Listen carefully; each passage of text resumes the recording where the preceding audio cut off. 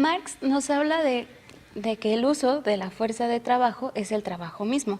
En este sentido, un individuo que no cuenta con los medios necesarios para producir se ve obligado a ir a un mercado laboral en el cual pone a la venta o en oferta su fuerza de trabajo, por el cual recibirá un salario que es la remuneración monetaria por el uso de la fuerza de trabajo y que a su vez le ayudará a la reproducción de la fuerza de trabajo y a la vez a la supervivencia del trabajador.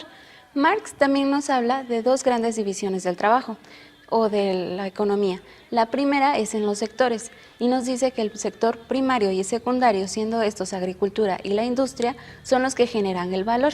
Sin embargo, existe un tercero y el tercer sector es el de servicios. Aunque no genera valor, permite la circulación del valor generado por los dos primeros. Es así que también nos habla del trabajo productivo y el no productivo. El trabajo productivo no requiere un grado de especialización mayor, sin embargo es el que genera valor. Y el no productivo, aunque no genera valor, requiere un mayor grado de especialización. También nos habla de un grado de sometimiento o de explotación al trabajador. En este sentido, un trabajador puede trabajar 8 horas de lunes a sábado, y esto nos da un total de 56 horas trabajadas por semana. Sin embargo, al día solo necesita trabajar 2 horas para recuperar lo invertido en su salario. Esto nos da 14 horas por semana, siendo así que el grado de explotación llega a 42 horas por semana, siendo estas 42 horas las que trabaja gratis para un capital.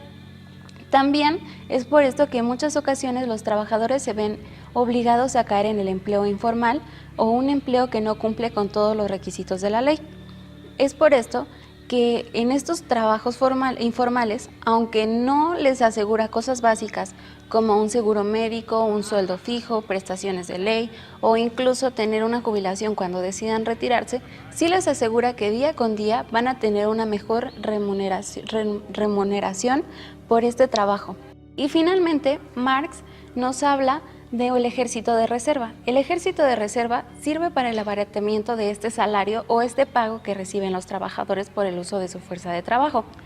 En este sentido, a los capitalistas les conviene que exista esta fuerza, este ejército de reserva, porque así ellos dicen que hay más oferta que demanda.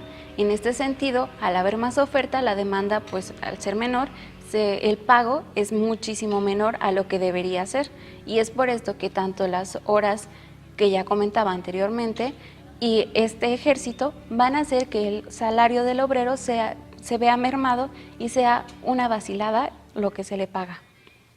Hola, buenas tardes. Me encuentro en la Escuela Superior de Economía con el profesor Gabriel para hacerle la siguiente entrevista, la cual espero que me conteste desde el punto de vista de Marx. Buenas tardes, yo soy Gabriel Cordero Mejía, profesor del Departamento de Economía Política. Y bueno, pues empezamos esta entrevista. Muy bien. La primera pregunta sería, ¿por qué Marx afirma que solo los sectores productivos primario y secundario son los generadores de valor? Aquí lo que nosotros entendemos en los sectores que tienen que ver con la agricultura y con la industria es que ahí está la base trabajadora.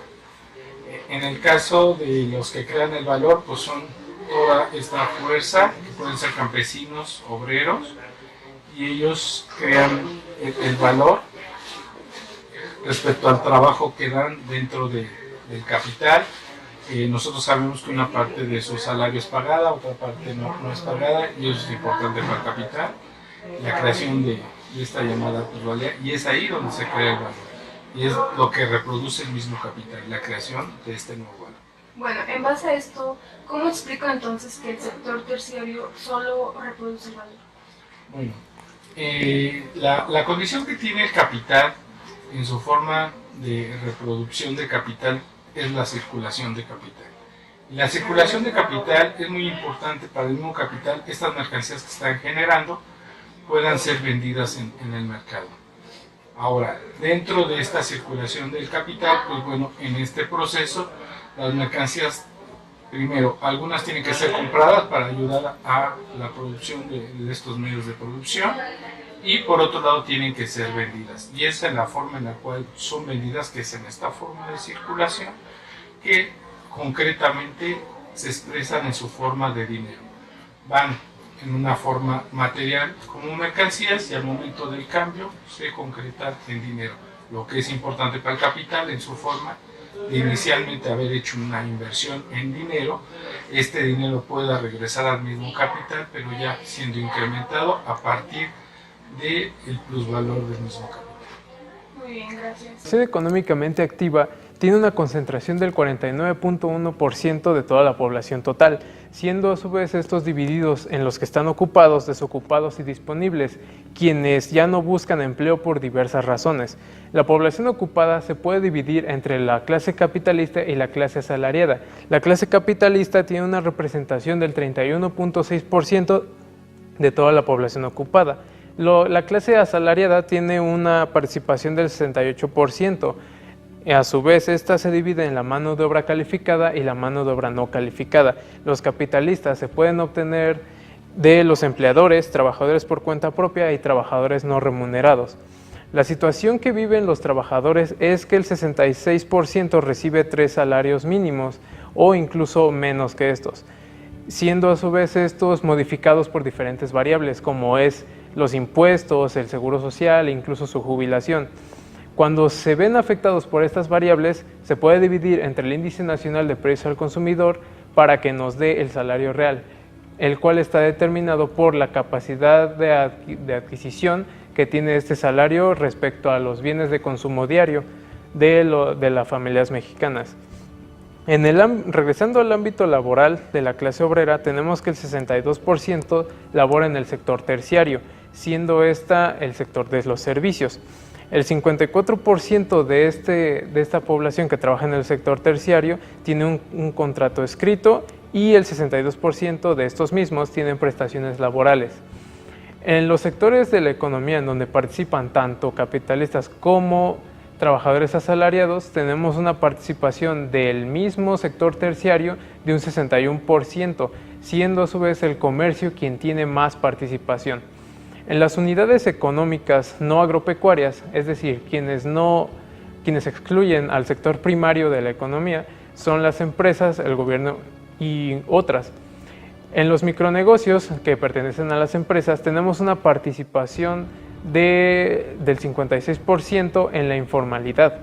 Estos no gozan de prestaciones, acceso a la salud o de un contrato escrito, siendo el 37.5% de la población económicamente activa quienes tienen acceso a la salud.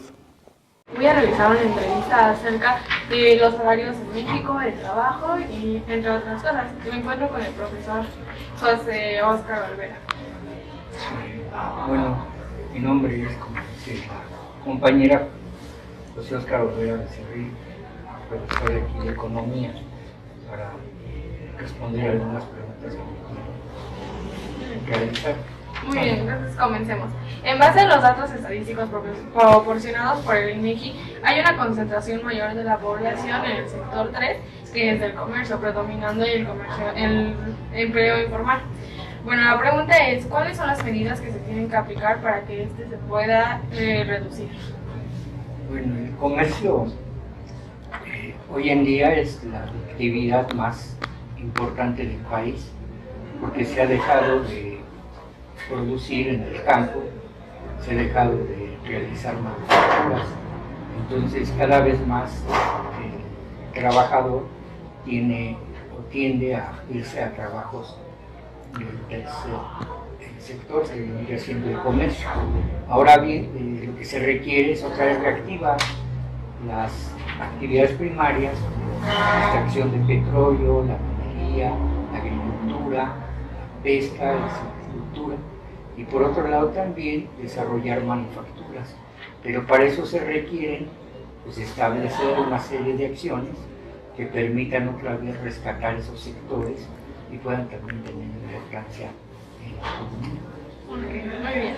Sabemos que la jornada laboral en México es muy extensa. Con los datos en base al INEGI también nos dice que hay personas que trabajan más de 48 horas a la semana.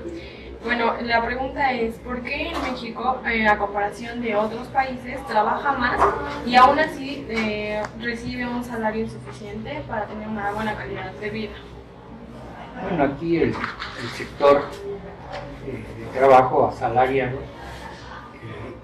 se ha visto mermada su poder adquisitivo desde 1976, derivado de políticas de comercio exterior, donde la competitividad que nosotros tenemos es en función del trabajo. Entonces, entre más horas tengan, es decir, y menos salarios se les pague, se hace más atractivo lo que son las inversiones aquí en este país. Entonces, desafortunadamente, esto conlleva a tener un grado de explotación más alto que en otros países, que ya no queda tiempo para poder ocuparlo en la recreación, en el descanso, en la cultura y en otras actividades. Entonces, la explotación es muy alta en este país y no nada más es hacia los hombres, sino también las mujeres, los niños, las personas de la tercera edad. Entonces, lo que nosotros competimos con el exterior es vender la fuerza de trabajo. Bueno, pues eso sería todo. Muchas gracias. Nada. Bien, podemos concluir que los salarios son la remuneración monetaria que percibe el obrero por vender su fuerza de trabajo. Este salario no corresponde con el trabajo que crean los obreros y por lo tanto su plusvalor, puesto que los empresarios o capitalistas necesitan generar ganancias para que esta acción les sea rentable. Es por esto que las jornadas de trabajo, en especial aquí en México, superan con creces el tiempo socialmente necesario para la reproducción. Estos salarios, además de que no conllevan todo el trabajo que realizó durante su jornada el obrero, tampoco son capaces de recuperar la fuerza propia del obrero para que éste pueda volver a hacer sus propias funciones. Esto lo podemos ver debido a que la correspondencia del salario nominal con el salario real no alcanza para poder mantener a una familia como está estipulado que deben de hacer los salarios.